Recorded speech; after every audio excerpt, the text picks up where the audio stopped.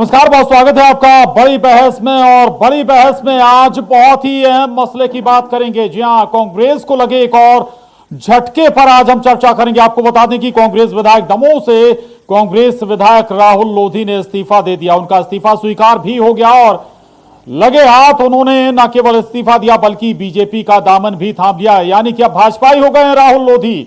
और मध्य प्रदेश में जो सियासी तस्वीर है वो भी कुछ हद तक बदल गई है। तो दमोह से कांग्रेस विधायक रहे राहुल लोधी ने विधायकी से न सिर्फ इस्तीफा दिया बल्कि हाथों हाथ बीजेपी का दामन भी थाम लिया। मध्य प्रदेश में खाली सीटों की संख्या 28 के बजाय 29 हो गई है। 28 सीटों पर तो 3 नवंबर को वोटिंग और 10 नवंबर को नतीजे भी आ जाएंगे। लेकिन एक और सीट खाली होने के बाद उपचुनाव के नतीजे आने पर बहुमत का आंकड़ा बदल जाएगा। ये आंकड़ा अब 115 रह जाएगा।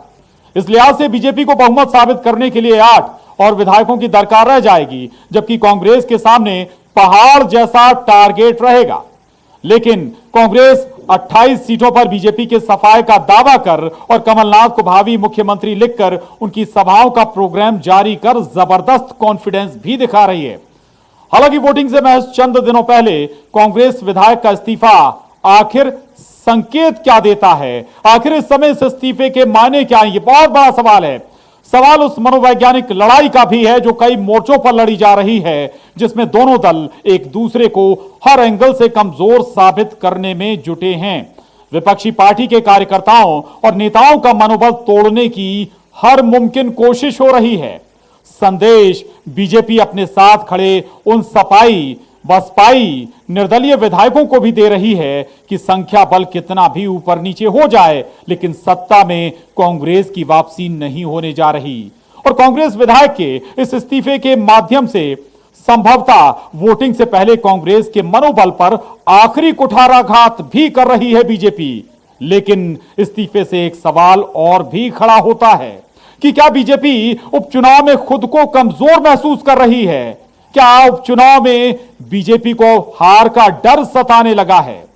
वैसे सियासत में परसेप्शन बहुत मायने रखता है। तो कांग्रेस बीजेपी की कोशिश ये कि जनता के बीच ये माइंड सेट हो जाए कि विपक्षी दल चुनाव हार रहा है। हालांकि बीजेपी नेतृत्व और अपूर्व कांग्रेसी विधायक राहुल लोधी के बीच आखिर डील क्या हुई है, ये अलग सवाल है। सवाल इस पर भी है कि क्या केवल कांग्रेस सरकार में अपने क्षेत्र का विकास ना होने पर कांग्रेस से राहुल लोधी का मोह भंग हो गया, क्या मसला कुछ और है? आखिर वोटिंग से पहले ही बीजेपी ने क्यों कांग्रेस विधायक का इस्तीफा कराया? सबसे बड़ा सवाल यही कि इस समय इस इस्तीफे के मायने क्या? दोपहर की बड़ी बहस में आज चर्चा इसी पर करेंगे, लेकिन पहले इस मसले के बाद आए प्रतिक्रियाओं को सुनिए।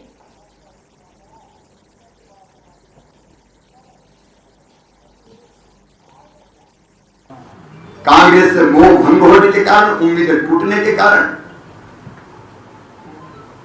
जो विचारवान और विकास की ललक और तड़प जिनके मन में है,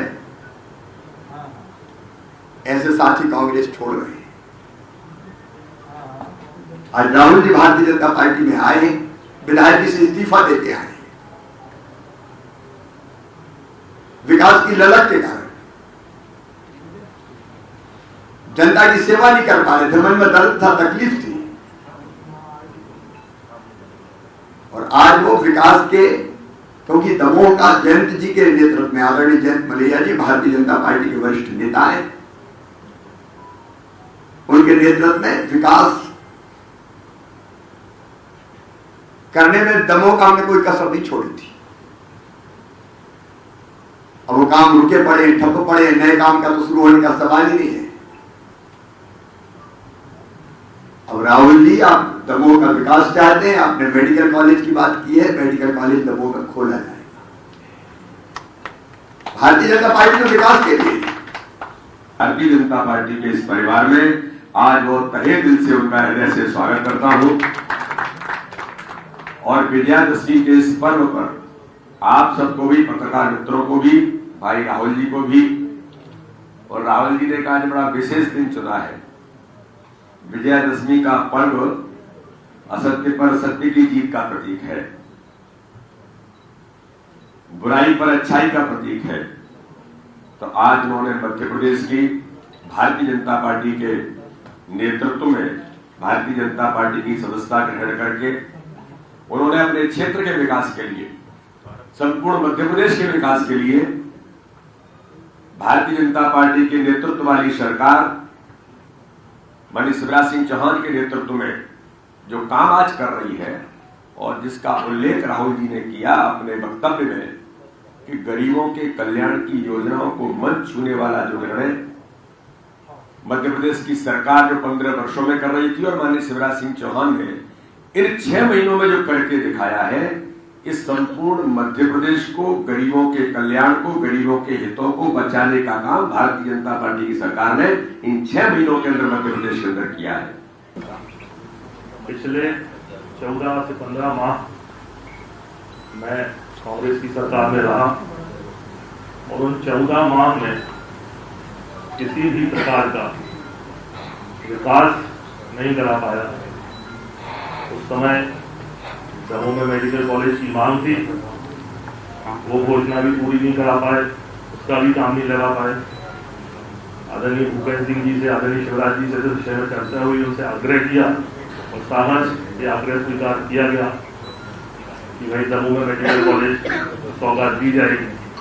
आज दमोह विकास की स्थिति में पिछले 2 वर्षों में बहुत पीछे छूट गया।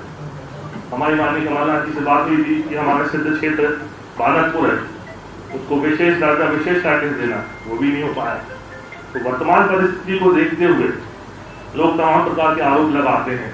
इसके पहले भी मैं मीडिया से मुखातिब हुआ, लेकिन जब इन 6 महीनों में जब आदरणीय शिवराज जी मुख्यमंत्री बने और 6 महीनों में गरीबों की, किसानों की जो जन कल्याणकारी योजनाओं में जो राशि गई और जिस प्रकार से उनका भुगतान हुआ और एक पॉजिटिव एटमॉस्फेयर पूरे प्रदेश में जब बनना शुरू हुआ तो निश्चित तौर पर मैं प्रभावित हुआ और आज भारतीय जनता पार्टी में सम्मिलित हुआ। अभी हार की बौखलाहट के डर से जिस प्रकार से खरीद फरोख्त करके लोकतांत्रिक मूल्यों का कत्ल करने की कोशिश भारतीय जनता पार्टी कर रही है, ये लोकतंत्र को चुनौती दे रहे हैं, जनता को चुनौती दे रहे हैं। सारी सीटों पे जब जनता जमानतें जब्त करेगी, और मेरा आग्रह है जनता से कि आज आए, इकट्ठे हो, लोकतांत्रिक मूल्यों के लिए इकट्ठे हो और अपने मत के अधिकार को बेचने वालों की, सब लोगों की जमानतें जब्त करी जाए और ये लोकतांत्रिक मूल्यों का जो कत्ल करा है इसके खिलाफ पूरी ताकत के साथ जनता है। और जो भाव बढ़ा के कि पहले 35 करोड़ में खरीदे, आज 50 करोड़ में खरीदने का जो काम किया है, जनता इसका माकूल जवाब देगी। और मेरा आग्रह है देश के अंदर लोकतांत्रिक मूल्यों को बचाने के लिए जनता, सामाजिक संगठन और सबको आगे आना होगा ताकि इस देश के लोकतंत्र की जो मजबूती करी है उससे आगे हम बरकरार रख पाए। तो मध्य प्रदेश की सियासत में आज का ये सबसे बड़ा पॉलिटिकल डेवलपमेंट है। जी हां, ये कह सकते हैं कि बाई इलेक्शन से पहले या वोटिंग से पहले ये सबसे बड़ा सियासी उलटफेर है और ना केवल उपचुनाव से पहले बल्कि उपचुनाव के बाद आए नतीजों के लिहाज से भी ये बहुत बड़ा सियासी बदलाव आज मध्य प्रदेश में हुआ है। और इस पर बात करने के लिए, चर्चा करने के लिए हमारे साथ 2 खास मेहमान जुड़ रहे हैं। जेपी मूलचंदानी जी, प्रवक्ता बीजेपी, अजय सिंह यादव जी कांग्रेस से हमारे साथ जुड़ रहे हैं और भोपाल से न्यूज 18 संवाददाता शरद श्रीवास्तव मेरे साथ हैं। आप दोनों खास मेहमानों का बहुत स्वागत है। और सबसे पहले शरद, मैं आपके पास आ रहा हूं। शरद, एक इस बदलाव से या ये कहें कि एक विधायक, एक कांग्रेसी विधायक के इस्तीफे से क्या कई हित साधने की कोशिश की गई है बीजेपी के माध्यम से, उपचुनाव के पहले भी और बाद के लिहाज से भी? शरद, देखिए प्रशांत, आपने सही कहा है कि उपचुनाव से ठीक पहले ये जो बड़ा बदलाव हुआ है कि ये जो घटनाक्रम माने जा रहे थे कि पहले 22 विधायक आए, फिर उसके बाद 3 और आए, तो ये माना गया कि अब जबकि चुनाव की तारीखों का ऐलान हो गया है और चुनाव प्रक्रिया भी शुरू हो गई है, तो फिर हो सकता है कि ये जो सिलसिला है वो रुक जाएगा। लेकिन आज जिस तरीके से राहुल लोधी ने कदम उठाया है और अपनी विधायकी से इस्तीफा देने के बाद उन्होंने बीजेपी ज्वाइन की है, तो फिर ये सवाल खड़ा हो रहा है कि आखिरकार ये सिलसिला अभी और कहाँ पर जाकर रुकेगा। तो ये तो बात हुई जो पॉलिटिकल डेवलपमेंट है ठीक चुनाव से पहले उसकी। अब इसके पीछे के दरअसल 2 तरीके की बातें सामने आ रही हैं, जो आपने कहा भी कि परसेप्शन बनाने की एक कोशिश है। देखिए, एक तरफ कांग्रेस है वो जो लगातार ये आरोप लगा रही है कि उसके विधायकों की खरीद फरोख्त की जा रही है। पहले कहा गया कि 35 करोड़ और आज सीधे 15 करोड़ और बढ़ा दिए गए, तो कहा गया कि अब जो है 50 करोड़ में बिके हैं राहुल लोधी। इस तरीके के जो आरोप हैं वो कांग्रेस की ओर से लगाए जा रहे हैं और जनता के बीच में ये कहने की कोशिश की जा रही है या ये परसेप्शन देने की कोशिश की जा रही है कि उनके विधायकों को खरीद फरोख्त करके बीजेपी अपने पाले में कर रही है। तो एक पहलू तो ये है, एक परसेप्शन ये है। वहीं दूसरी तरफ अगर हम बीजेपी की रणनीति या बीजेपी की तरफ से परसेप्शन बनाने या जनता के बीच मैसेज देने की कोशिश को देखें तो उसमें कहीं ना कहीं ये नज़र आता है कि बीजेपी ये दिखाना चाहती है कि दरअसल कांग्रेस अपने घर को संभाल नहीं पा रही है, उसके विधायक संभल नहीं रहे हैं और नंबर गेम में कांग्रेस इतने पीछे जा चुकी है कि जब नतीजे आएंगे तो फिर उसके लिए सरकार बनाना मुश्किल होगा। तो पॉलिटिकली जो फ़ायदा है वो कहीं ना कहीं बीजेपी की लेने की कोशिश इस उपचुनाव में दिख रही है कि जनता को ये लग जाए कि सरकार तो बीजेपी की ही बनेगी। तो ये दो पहलू हैं इस पूरे घटनाक्रम के बीच में जो अब जनता के बीच जा चुके हैं। जनता को तय करना है कि आखिरकार वो किस पर क्या और कितना भरोसा करेगी, क्योंकि 3 तारीख को ही मतदान होना है और उससे पहले ही अगर एक सीट और खाली हो जाती है तो वह सवाल होते हैं। मैं थोड़ा सा अगर गणित भी समझा दूं तो दरअसल प्रशांत अब की स्थिति में 230 सीटों की विधानसभा है, उसमें से एक सीट और रिक्त हो गई तो अब 229 का आंकड़ा हो गया है। हालांकि 28 पहले से सीटें खाली थी लेकिन उन 28 पर जो चुनाव कार्यक्रम है वो घोषित हो चुका है। तो अगर 229 सीटों को मान लें तो बहुमत का आंकड़ा अब 115 रहेगा और इस 115 के आंकड़े में बीजेपी अभी 107 सीटों पर है तो उसे सिर्फ 8 सीटों की ज़रूरत होगी अपनी सरकार बनाने के लिए। वहीं कांग्रेस के लिए अब 87 का आंकड़ा हो गया और सभी सीटें उसको जीतनी होंगी अगर उसको अपनी सरकार बनानी है। एसपी, बीएसपी और निर्दलियों को अगर हम एक तरफ कर भी दें तब भी ये आंकड़ा इस तरीके से होता है। तो इस नंबर गेम में कहीं ना कहीं बीजेपी अब आगे दिखाई दे रही है। जो आने वाले उपचुनाव के नतीजों के बाद ज़्यादा दिलचस्प हो जाएगा देखना होगा कि आखिरकार और कितने बदलाव होते हैं और सब कुछ अब डिपेंड करेगा 10 नवंबर को आने वाले नतीजों में कि जनता आखिरकार किस परसेप्शन के साथ में गई है। बिल्कुल 10 नवंबर को जो नतीजे आएंगे उस पर बहुत हद तक चीजें निर्भर करेंगी कि आखिर नतीजे क्या आते हैं। आप वो गणित भी समझा रहे हैं कि महज अब 8 नंबर और चाहिए बीजेपी के लिए, लेकिन सवाल ये भी है कि एक और विधायक का इस्तीफा आपने कराया, क्या आपको 9 विधायक के आने की भी भरोसा नहीं था? इस पर लौटूंगा मैं शरद आपके पास, लेकिन जेपी मूलचंदानी जी, अजय सिंह यादव जी हमारे साथ हैं। जेपी मूलचंदानी जी, क्या हार का डर आपको अब कुछ ऐसा लग रहा है बीजेपी को कि कोई हार नजदीक है आपके, या फिर कमजोर आप 28 सीटों पर नजर आ रहे थे? इस इस्तीफे की आखिर वजह क्या इस समय जब बाई इलेक्शन घोषित है, 3 तारीख को वोटिंग होने वाली है? मूलचंदानी जी। देखिए प्रशांत जी, सबसे पहले तो आज एक बड़ा ऐतिहासिक दिन है जी। असत्य पर सत्य की विजय का दिन है, बुराई पर अच्छाई की विजय का दिन है, पावन पर्व विजयादशमी का दिन है। उस पर मैं आपको और विशेषकर कांग्रेस को बहुत बधाई देना चाहता हूँ। दूसरी बात करी आपने डर की भारतीय जनता पार्टी की, तो भारतीय जनता पार्टी निश्चित रूप से 28 के 28 सीटों पर चुनाव लड़ रही है और जिस प्रकार का जनता का समर्थन हमारे प्रत्याशी को मिल रहा है, 28 की 28 सीटें हम जीतेंगे और 10 नवंबर को जब नतीजे आएंगे तो हम आपके ही न्यूज चैनल पर बैठकर फिर से एक बार बात 28 सीटें आप जीत रहे हैं, कोई डर भारतीय जनता पार्टी में नहीं है। पहले के आंकड़े के हिसाब से केवल 9 सीटें चाहिए थी, फिर क्यों एक और विधायक का इस्तीफा? कुछ तो इसके पीछे वजह, और जो कहा भी जा रहा है कि भैया कहीं ना कहीं कोई डर जरूर है जी। इसके पीछे एक ही वजह है जो बहुत स्पष्ट है कि भारतीय जनता पार्टी केवल विकास के मुद्दों पर चुनाव लड़ती है और आपने जिस प्रकार से देखा होगा कि 15 महीने की कांग्रेस की सरकार, जिसको एक मौका भोली भाली जनता ने दिया था और इन्होंने उसके परिणाम स्वरूप जिस प्रकार के वादे किए थे, चाहे वो किसान हितैषी वादे हों, ऋण का माफी का मामला हो, महिलाओं का मामला हो, युवाओं को रोजगार देने का मामला हो, बिटियाओं का मामला हो, विवाह का मामला हो, या सभी श्रेणी के लोगों का मामला हो, 15 महीने की जो इनकी सरकार रही है वो वचन भंग करने की सरकार रही है। इन्होंने ये बोलते हैं हमने लोकतंत्र की हत्या की है। मैं आपको स्पष्ट करना चाहता हूं कि लोकतंत्र की हत्यारा वो होता है जो अपने वादों से मुकर जाता है और जनता के साथ धोखा करता है, कपट करता है। इन्होंने जनता के साथ धोखा करा, कपट करा। जनता तो ठीक है, माननीय कमलनाथ जी जब मुख्यमंत्री थे तो वो अपने विधायकों से मिलने तक में ऐतराज जताते थे और चलो चलो की राजनीति होती थी। तो मैं आपसे प्रशांत जी ये बताना चाहूंगा कि हर व्यक्ति का एक चंदानी जी, मैं आऊंगा आपके पास। ये विधायक जो विधायक से भी एक मिनट का समय और लूंगा प्रशांत जी। मैं आ रहा हूं आपके पास। अजय सिंह यादव जी, बीजेपी, मैं आ रहा हूं आपके पास दोबारा, 1 नहीं 2 मिनट लीजिएगा। अजय सिंह यादव जी, बीजेपी को दोष देने से क्या होगा साहब? आपका एक और विधायक टूट गया, आप अपने विधायकों को समझा नहीं पा रहे हैं, ठीकरा बीजेपी पे फोड़ेंगे, इससे कुछ होने वाला है नहीं। देखिए प्रशांत जी, मध्य प्रदेश में लोकतंत्र की हत्या की गई है। इसके लिए मैं किसी और का उदाहरण नहीं दूंगा, राहुल सिंह लोधी जी के ही बयान बता देता हूं। 2 महीने पहले राहुल सिंह लोधी जी ने 25 विधायकों के बिकने के बाद कहा, भारतीय जनता पार्टी मुझे भी प्रलोभन दे रही है, लेकिन मैं बिकाऊ नहीं हूं। अगली पीढ़ियां मेरी देखेंगी कि जब सब बिक रहे थे, भाजपा खरीद रही थी, तब मैं सिद्धांतों के साथ डिगा रहा और सभी 25 विधायकों को भाजपा ने खरीदा है। ये राहुल सिंह लोधी का बयान था। 1 हफ्ते पहले जेसी नगर में राहुल सिंह लोधी ने कांग्रेस के पक्ष में सभा संबोधित करते हुए कहा कि जनता ने 67,000 वोट कांग्रेस को दिए, प्रत्येक जनता का 5200 रुपए में वोट बेचा गया है। तो जनता के पास ये बिके हुए नेता आए तो जनता पूछे कि हमें क्यों बेचा गया है।